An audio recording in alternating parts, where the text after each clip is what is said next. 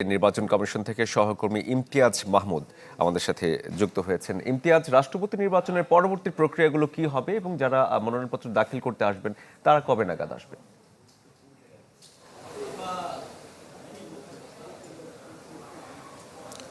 শরীফ, রাষ্ট্রপতি ২৩তম রাষ্ট্রপতির যে আনুষ্ঠানিকতা অর্থাৎ নির্বাচনের যে আনুষ্ঠানিকতা সেটি কিন্তু শুরু হয়ে গেছে এবং সেটি শুরু করেছে যেটি আপনি বলছিলেন যে বিএনপি থেকে দুটি মনোনয়ন সংগ্রহ করা হয়েছে এবং দুটি মনোনয়ন সংগ্রহ করতে এসেছেন কিন্তু বিএনপির মহাসচিব রুহুল কবির রিজভী এবং চিফ হুইপ নুরুল ইসলাম মনি, এবং সেটি সকাল 10:30 নাগাদ তারা সংগ্রহ করেন। এবং তার আগে বলে রাখতে চাই যে এই যে সংগ্রহ করলেন, এই সংগ্রহের সময়সীমা কিন্তু 13 তারিখ পর্যন্ত, অর্থাৎ আগস্টের 13 তারিখ পর্যন্ত এটি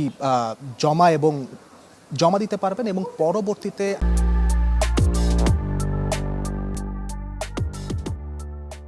16 তারিখ পর্যন্ত এটি যাচাই বাছাই করতে পারবে এবং যাচাই বাছাই শেষে 18 তারিখ পর্যন্ত সেটি প্রত্যাহার করা যাবে 18 তারিখ পর্যন্ত। এবং 20 তারিখ কিন্তু 23তম রাষ্ট্রপতির যে আনুষ্ঠানিক যে ভোট গ্রহণ সেটি কিন্তু হবে। এর আগে সকাল থেকে কিন্তু আমরা যতটুকু জানি 12টা থেকে বিরোধী দল জামায়াত ইসলাম তারা কিন্তু মিটিং শুরু করেছে এবং গত 3 অর্থাৎ শনিবার তারা জানিয়েছে যে তারা হচ্ছে যে এই যে রাষ্ট্রপতি নির্বাচন সেখানে কিন্তু তারা অংশগ্রহণ করছে এবং সেটির প্রেক্ষিতে গতদিন তারা তাদের কার্যালয়ে তারা মিটিং করেছে এবং সেখানে 11 দলীয় উপস্থিত ছিলেন। আজকে সকালে তাদের যেই সরকারি যেই বিরোধী দলের বাসভবন সেখানেও তারা 11 দলীয়র সাথে তারা মিটিং করছে এবং মিটিং শেষে তারা কিন্তু চূড়ান্ত করেছেন তাদের প্রার্থী, সেটি কিন্তু এলডিপির কর্নেল অলি, এবং সেই বিষয়ে তারা কথা বলেছেন।